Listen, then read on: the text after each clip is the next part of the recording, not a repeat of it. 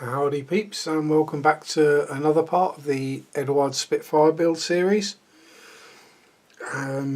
All I've done in your absence is I glued on the gun sight and the compass, as they were small tiny parts and I just didn't want to lose them, let's put it that way. So where do we get to and what's likely to be occurring this time? Well, last time we got the rest of the cockpit assembled. We got the decals in for the seat belts. Oh, I'll put the light on, might help. There we go. Focus on that, not on me. And we had the instrument panel in as well. I think I might have glued that in. Yeah, I did. So the interior of the cockpit is more or less ready. We could do a lot more weathering and detailing on it, but that's more advanced stuff that I'm not really covering yet.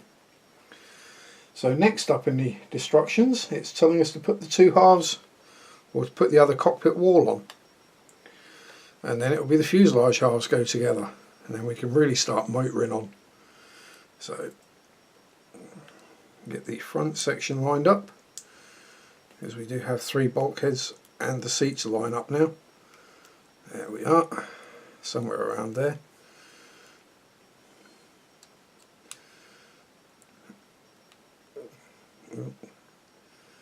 Come on, in you go. There's always one bit that doesn't quite want to line up.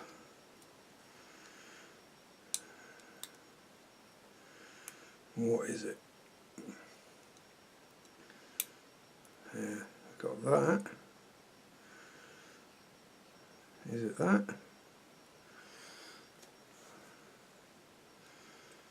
Oh, and we've knocked that out, never mind, we can put that in afterwards.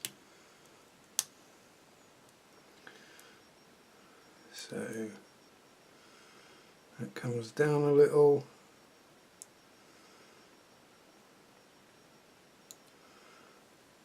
I think we may have glued the seat in a little though, never mind. Right, now then, let's at least get the front end glued in first. That's got it. Everything lined up nicely now, almost. Doesn't want to go in on the bottom there. Sometimes I dry fitted it and it fitted. These are all the kind of issues you have, but never mind, we shall prevail. It's only plastic in the end. So if we snip off the edge of that which is catching,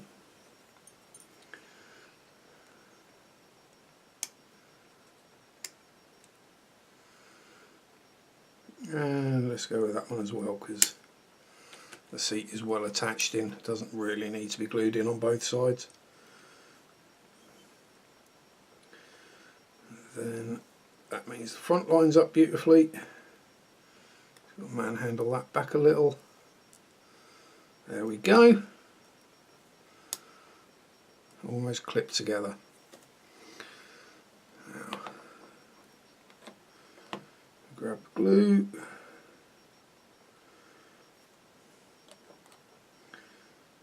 Plenty of it. Let it wick through the whole joint. And then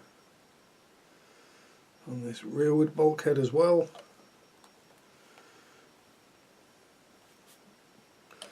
Try and hold it at an angle I can actually get to it.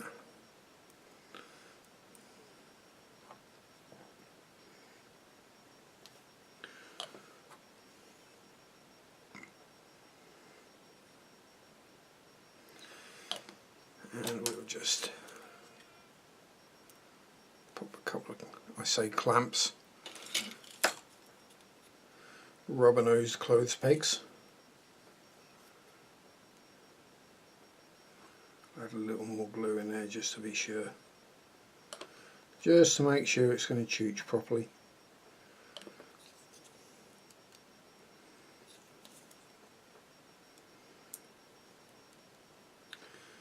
And that should hold that lot. And it's just a case of gluing this one back in. It shouldn't be too tricky.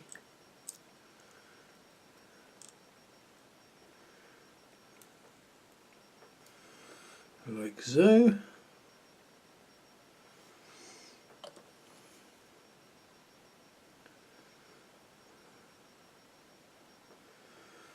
And there we are. Just leave that a little while to set up. So before we can obviously get back on gluing the fuselage halves together, while we're waiting for that to set, we'll find where we are in the instructions, which was page 5, and back to the lower wing assembly. So I'll put the fuselage out of the way, bring the lower wing assembly back in, and let's see what parts we need. G70 and 19. Oh, screws are getting tangled up. G70.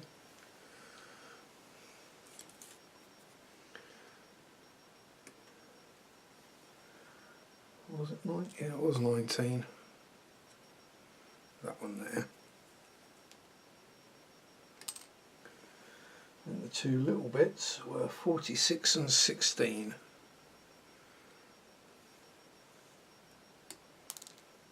It's 46. Not entirely sure where it went. And that's 16. There we go.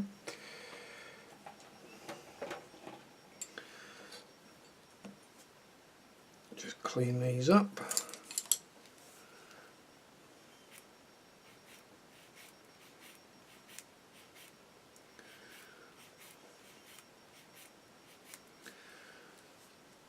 As always, very important to clean up your sprue gates, because you can guarantee if you're going to get fit problems, not cleaning up your sprue gates will do it.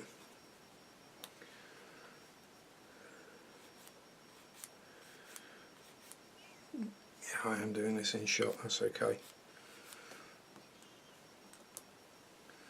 So then,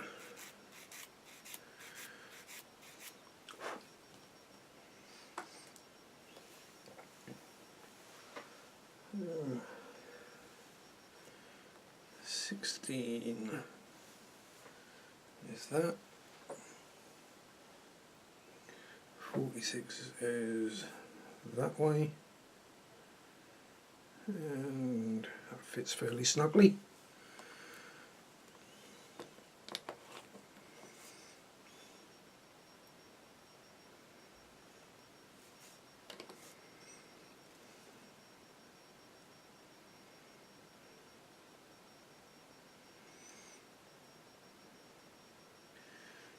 Make sure it's well and truly snugged in there. Got a funny feeling this might be the part that holds all the landing gear on. So that's that. Now the one with the gappy bit in it goes detail that way. And according to this, anyway, it bridges that section.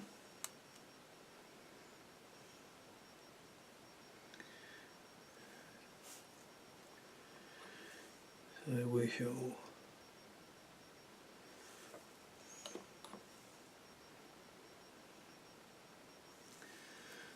glue that into place. The other long bit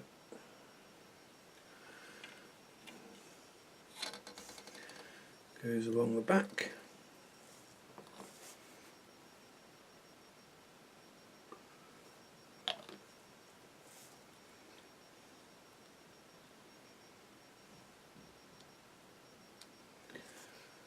Here's where I need my tweezers. Simply because I'm doing this at a strange angle compared to usual, at a different distance to myself from what I normally would. To get the feeling that should be right across there though.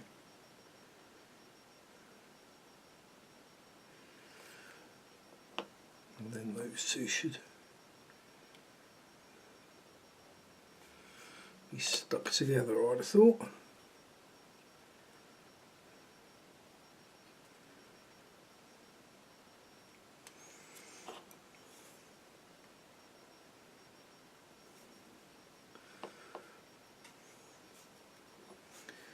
There we go. And this one, hooky bit points upward.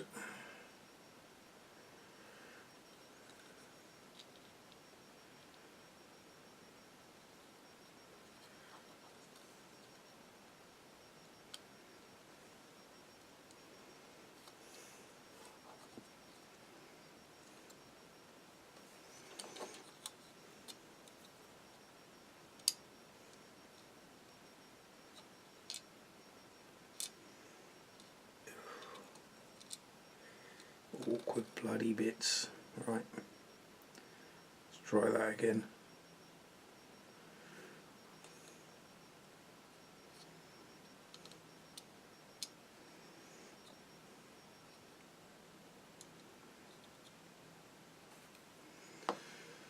Just hold that in position while I put the glue there.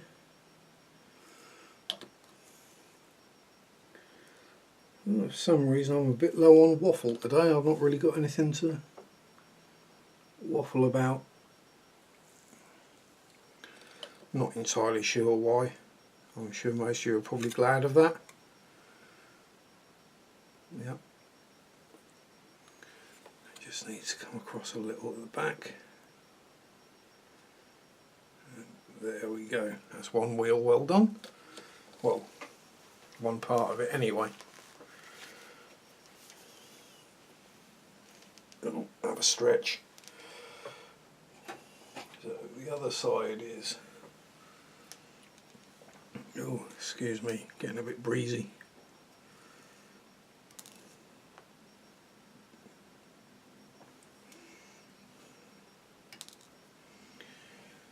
$15.47, 20 and 69. Right. And that.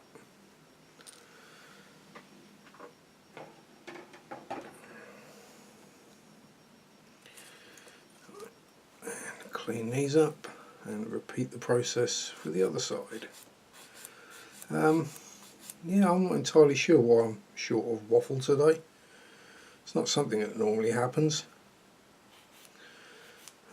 Try to think of a modelling related subject.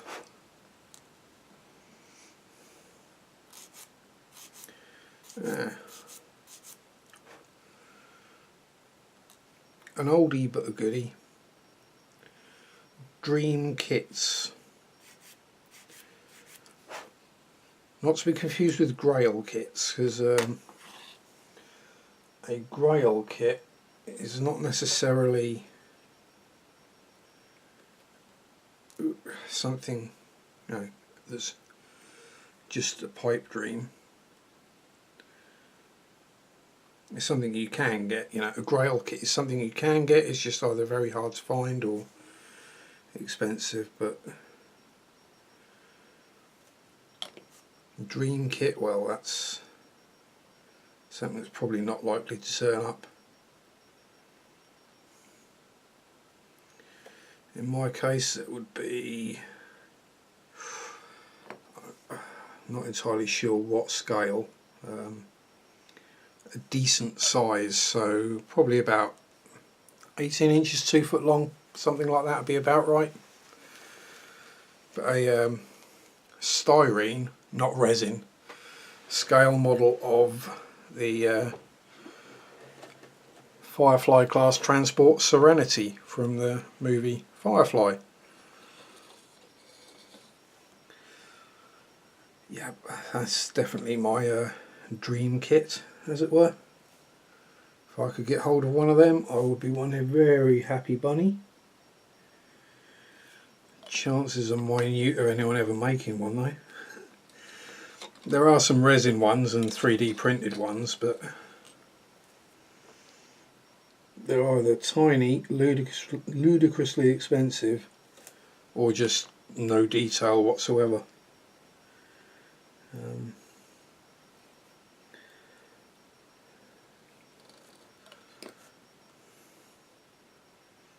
So probably ideally I'd want Bandai to make one.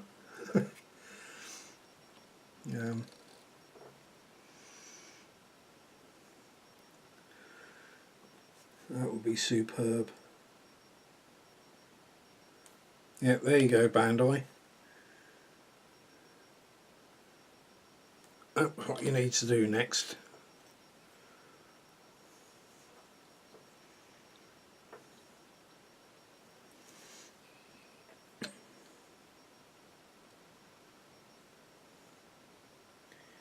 Never mind 30 different types of X-Wing or... Hey, I'm not got a problem with Star Wars, I love Star Wars, but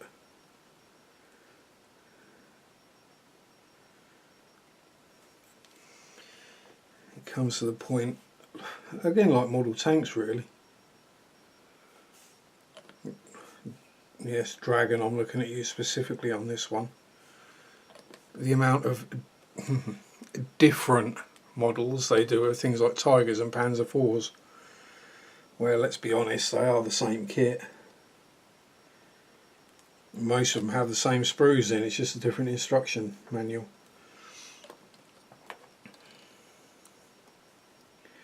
And you find yourself thinking, why?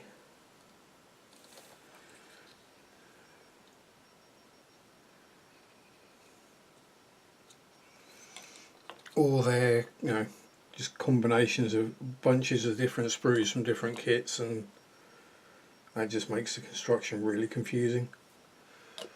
When you have like 3 sprue A's and it doesn't tell you which sprue A to use. It's like, thanks, it's just what I always wanted. Right, now the roundy bits. So 61, 72 and 17.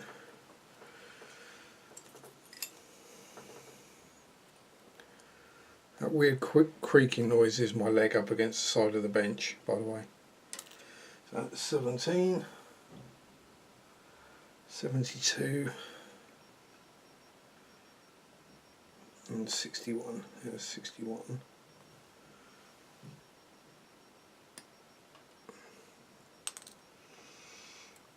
And there's 72, which somehow is slightly different from the option that I'm building. I doubt there's actually any real difference, or that anyone would notice if you put the wrong ones in.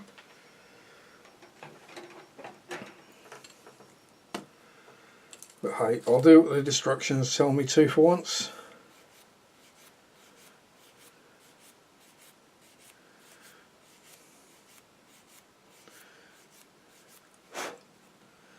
Not go with the, yeah, I'll do that one because that looks cooler.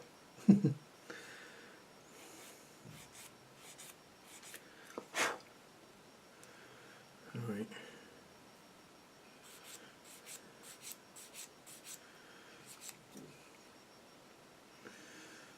I'm suspecting getting these to all line up could be a bit tricky. Okay. So this is 62 and it goes at the front.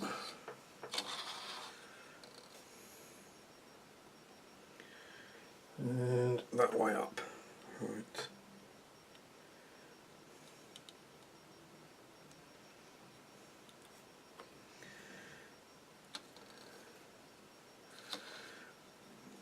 Use the tweezers again.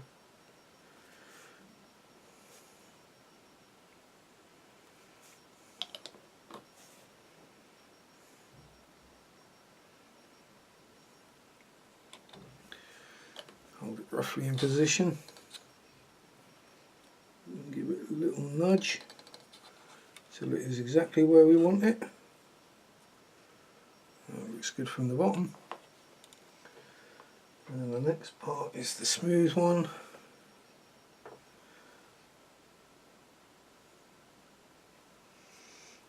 I'm guessing that's going to be a locator tab, which will fit in there. So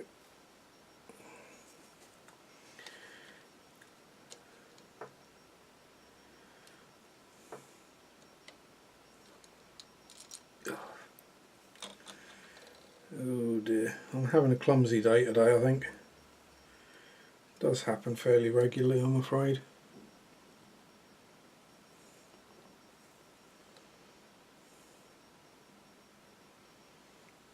As we've all seen, I'm not immune from mistakes.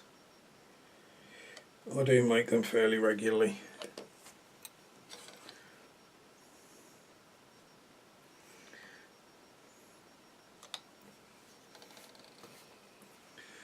Although the thing with making mistakes is you get used to fixing them.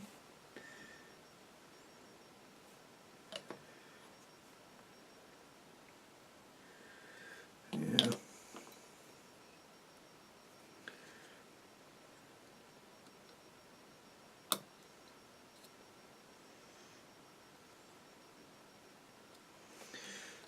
But anyway, back to the thing about the hundreds of Tiger kits and Panzer IV kits and whatever other tanks or planes there are.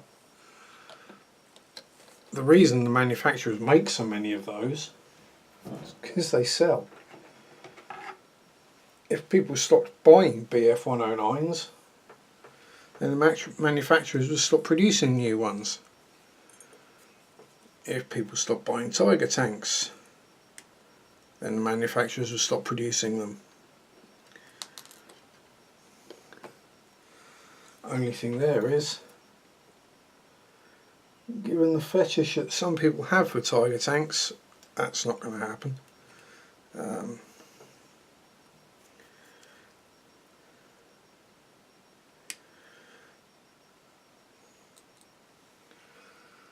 It's just a matter of personal opinion. I was never a huge fan of them. Okay, they're big, they're heavy, they're quite impressive to look, you know, size wise, but they're not quick. They break down very often, get stuck very often.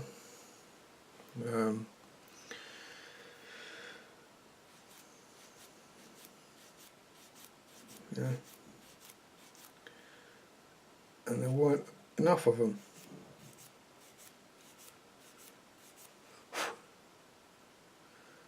The Tiger 2 or King Tiger or whatever you want to call it was even worse.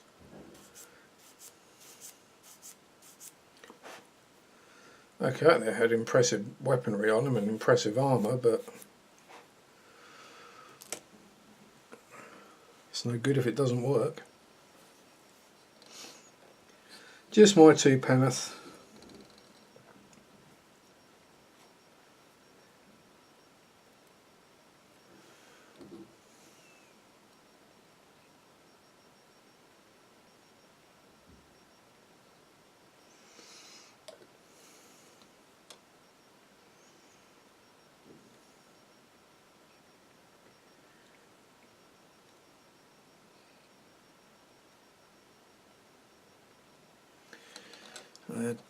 Now, I'm not tarring everyone with the same brush, far from it, because most people are sensible, intelligent individuals, but there does seem to be a lot of people, well, a lot of people is probably the wrong word, wrong phrasing. There does seem to be people who build German armour and are, there's no real other way to put it, Nazi fanboys. And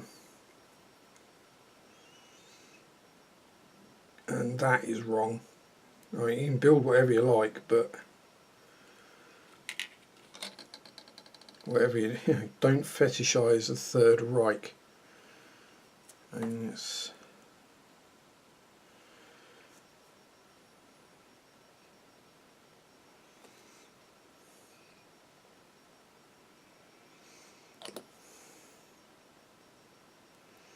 a bunch of sadists led by a madman. And yes, I just realised I glued that in upside down or downside up, whichever way you want to look at it. I looked at it and I thought that don't look quite right. So we'll just pull it off, put it on the right way around before it's completely set. A bit more text should do the job.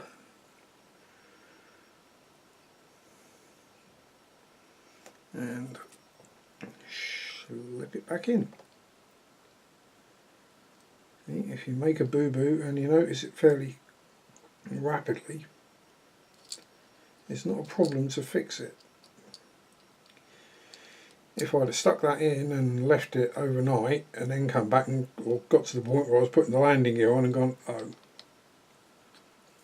it probably wouldn't really have been fixable. And my fault entirely, because I've not got the instructions up here on the bench, and the reason for that is because they're gloss, they do white out the camera quite badly. But hey ho. Problem solved. Looks a lot better now. So next part of the wheel well on.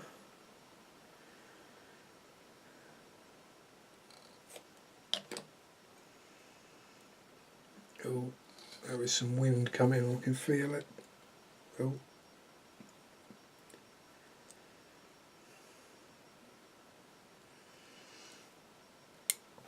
It's that time of the year where, well, I say that. It's like a day or a couple of days after Christmas, and well, when I'm filming it is anyway. So you know what happens.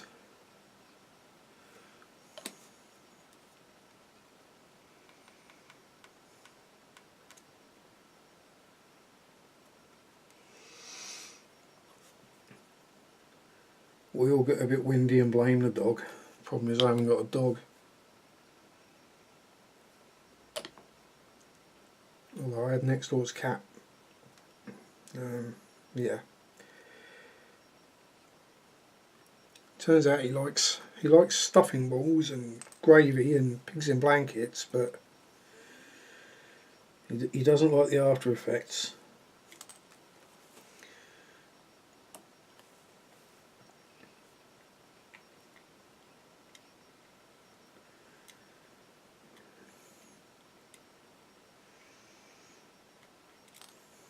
Oh, come on.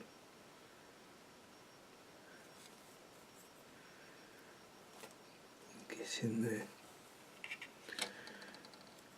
Yeah.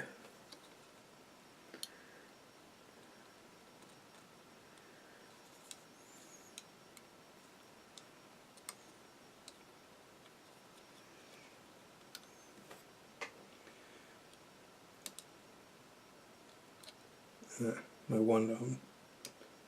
There we go. Stay in there. Right.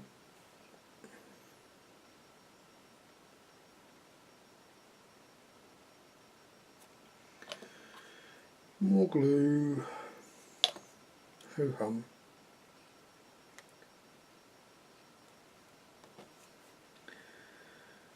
So that is the lower wing assembly done. So again, we leave those set up over there, and I will just have a quick swig of drink and check on the time. Oh, there. We're at the half-hour mark. So next part will be getting the cockpit into the fuselage. And getting all that buttoned up. So I'll see you then. Hope you're enjoying the series so far. Even if I'm a bit short of waffle. Enjoy your modelling. Have fun. Be good. Peace out. Rock on. And bye bye.